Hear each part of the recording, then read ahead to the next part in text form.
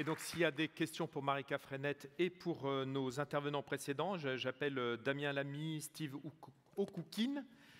Alors, je crois que Philippe Madec n'est plus avec nous, mais s'il est là, qu'il revienne nous rejoindre. Et Hélène Laguillet et Stéphane Briand, si vous voulez bien nous rejoindre pour répondre aux différentes questions de la salle.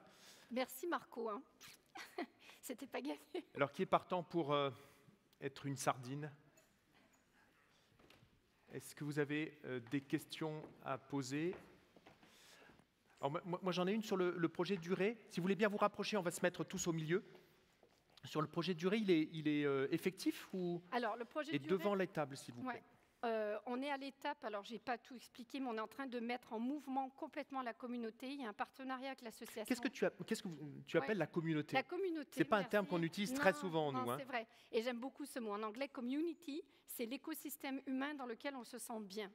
Et ce n'est pas le quartier, parce que le quartier, c'est quelque chose de plutôt tangible.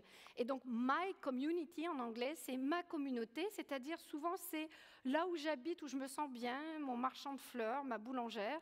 Et donc, le périmètre est fixé par soi-même, quelque part. Et donc, on travaille beaucoup sur cette notion de community planning. Et aujourd'hui, je parle de plus en plus de community transitioning. Pourquoi on parle des mots anglais ? Parce que ça veut dire, en fait, en français, l'art de mettre en transition, l'art de mettre en mouvement l'écosystème humain par rapport aux enjeux qu'on a. Et bien, ce travail de conception, je le porte complètement dans l'agence, c'est le fait de se dire qu'on peut accompagner cette question humaine. Des citoyens, des entreprises comme l'association Rupture qui travaillent dedans sont des écosystèmes très puissants pour autant qu'on aide en fait à mettre en place ce banc de sardines, c'est exactement ça, parce qu'en réalité, de soi, tous les matins, on a autre chose à faire. Donc le projet, il démarre, il y en a pour 6 ans, et il y aura plusieurs visites sur le projet, puisqu'il y a même un projet avec les migrants dans les bâtiments qui sont existants. Enfin, c'est un gros projet qui est vraiment intéressant. Alors je continue à poser des questions, tant qu'il n'y a pas de... Ah, il y a une question là qui vient de la salle. Au premier rang, le micro arrive. Donc, Célia, qui a fait les calculs carbone sur le quartier. Donc, elle se questionne elle-même. Ça fonctionne ? On m'entend ? Ouais. Bonjour à tous, Célia Maïfer, donc ingénieure énergie-environnement chez Wigwam. J'avais une question sur le sujet de la rénovation de la copropriété, puisque avant d'être chez Wigwam, j'en faisais quelques-unes en région parisienne. Et j'ai très vite été confrontée aux freins que pouvait représenter le côté justement humain à travers ce type de rénovation. Et je me demandais, vous avez parlé beaucoup de pédagogie, de formation des professionnels, je me demandais comment vous avez géré cette question humaine avec l'ensemble de ces copropriétaires qu'il faut embarquer dans ce projet-là, et en même temps, il y a la question du financier, mais la question de la sensibilisation au sujet des économies d'énergie et de l'environnement. Effectivement, c'est le cœur du projet, parce que sans ça, on n'y arrive pas. Et c'est une grande partie de notre travail. Alors effectivement, on se dit, bon, architecte, voilà, on travaille sur le bâtiment, quoi. On est là pour... Alors nous, on ne construit pas de neuf au sein de l'agence, on fait que de la rénovation, justement, de la réhabilitation, de la rénovation, c'est notre cœur de métier. Mais pour autant, nous avons appris à transmettre tout ce qu'on a pu apprendre et ce qu'on veut faire sur le projet. Et ce temps de communication est très important. Il faut en prendre vraiment conscience et l'intégrer dans notre temps de travail. Car si on a un pourcentage à donner, je dirais qu'on a presque 50% d'échanges et de communication à faire et 50% de ménage au sein de l'agence. Effectivement, c'est beaucoup de temps, de mails, d'échanges et de réunions. Ne pas avoir peur de faire des réunions. Et donc, pour compléter ce que vient de dire Hélène Laguillet, effectivement, Nantes Métropole, quand on a développé nos dispositifs d'aide, à chaque fois, il y avait un volet pédagogique qui était vraiment bien écrit et bien structuré pour justement obliger les professionnels pour qui c'était pas forcément habituel pour eux. C'est-à-dire au départ, ils faisaient un ravalement simple et c'était tout. Et là, pour les obliger vraiment à intégrer bien cette pédagogie permanente du projet. Et effectivement, ça commence par des réunions d'information avant les assemblées générales, mais ça continue aussi avec ce qu'on appelle des réunions de lancement. Avant l'audit, on fait une réunion de lancement avec le conseil syndical. Après, on fait une réunion, ce qu'on appelle réunion intermédiaire, toujours avec le conseil syndical pour dire où on en est. Est-ce qu'il voudrait voir un scénario plus étudié ou pas? et ainsi de suite. Et à chaque fois, c'est ça, et rebolote avec la maîtrise d'œuvre, et rebolote aussi une fois que les travaux sont votés. Et il y a vraiment tout le long de ces étapes, ce volet pédagogique est vraiment très important et pas du tout à négliger. De plus, il y a quand même un bruit de fond qui existe tant au niveau national, parce que bon, on parle de la rénovation, des étiquettes là, qui vont être exclues au fur et à mesure de la location et tout ça. Donc il y a quand même un questionnement que se posent les copropriétaires. Nous, ici à Nantes Métropole, on a développé aussi des animations locales vers les copropriétaires pour qu'ils puissent se parler entre eux, voire échanger les expériences, montrer que c'est possible. En fin de compte, c'est ça. L'idée, c'est de leur dire, c'est possible, vous pouvez y arriver. Et c'est le défi, mais c'est vrai que c'est vraiment la pédagogie, et puis rabattre, et puis il y a les financements. Parce que si on réussit à sortir du BBC actuellement sur Nantes, c'est bien parce que la collectivité met un tiers du coût de la rénovation en subvention, et qu'on subventionne aussi les études derrière. Merci beaucoup. Je voulais, sur cette même question de l'humain, on a beaucoup parlé de technique tout à l'heure sur le plan, et je voulais savoir un petit peu plus sur au Crédit Mutuel, comment vous y êtes pris pour Crédit Mutuel Arkea, comment vous y êtes pris pour mobiliser le personnel et les faire intervenir, participer à ce plan de rénovation.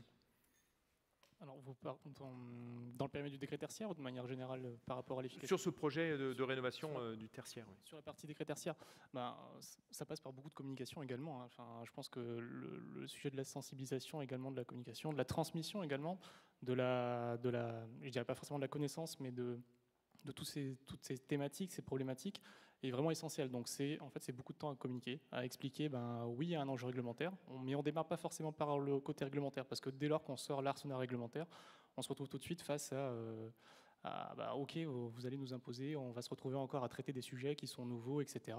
Non, on dit, on sensibilise, on explique, on essaie d'y aller pas à pas, et à prendre du temps au fur et à mesure pour expliquer ce vers quoi on veut tendre, et surtout l'impact, vers où on veut aller en matière d'impact. Et ça, c'est le plus important. Merci beaucoup. Est-ce qu'il y a une dernière question? Un peu plus haut, si vous voulez bien monter, voilà. Merci beaucoup. Oui, bonjour, Jacques Kroll, Bouygues Construction.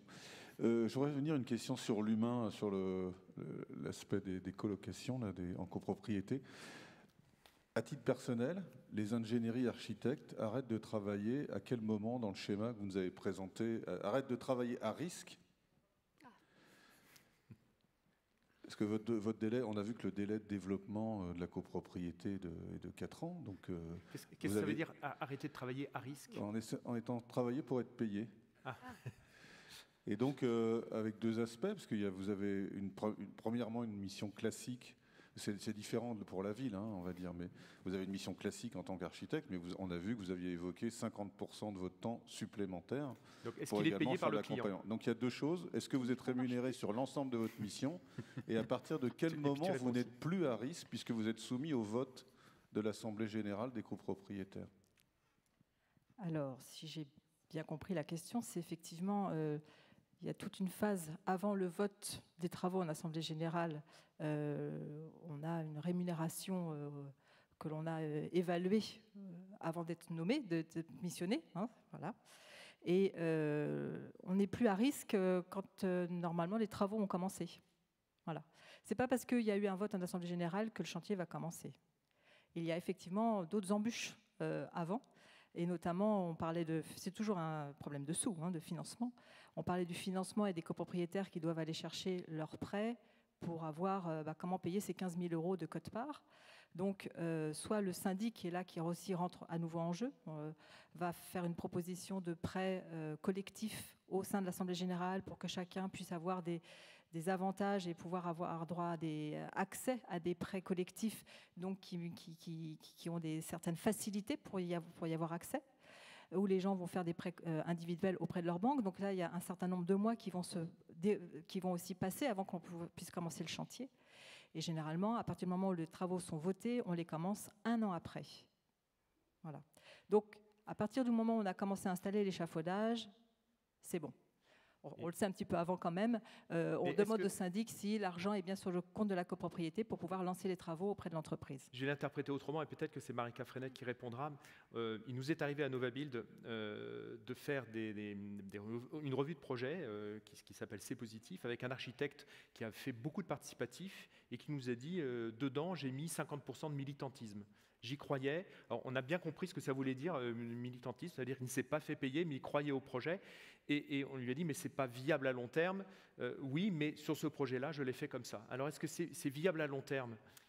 Je peux répondre en partie parce qu'on est dans une copro de 14. On a rénové le rez-de-chaussée puisque je suis propriétaire de 2 niveaux.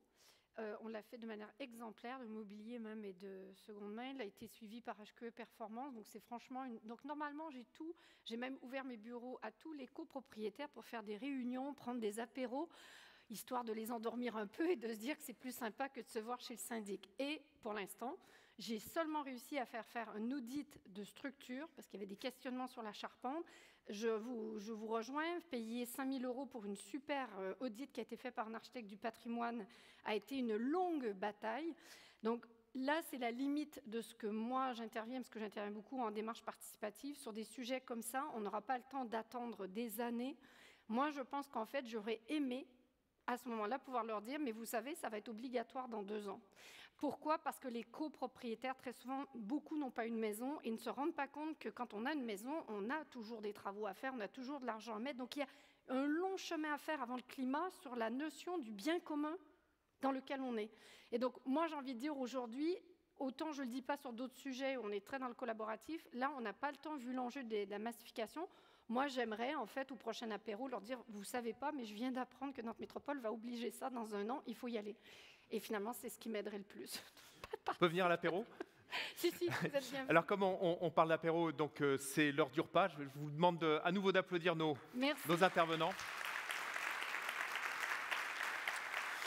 Nous reprenons ici à 14h10. Vous avez vu qu'on respectait les horaires. Pour ceux qui le souhaiteraient, il y a un certain nombre de revues qui sont en distribution gratuite à l'accueil. La revue du génie climatique, la revue des décideurs, la revue de l'AQC Actualité Construction, et puis un numéro intéressant de Trajectoire élaboré par l'Oloma, un bel ouvrage que je vous propose de consulter. Bon appétit!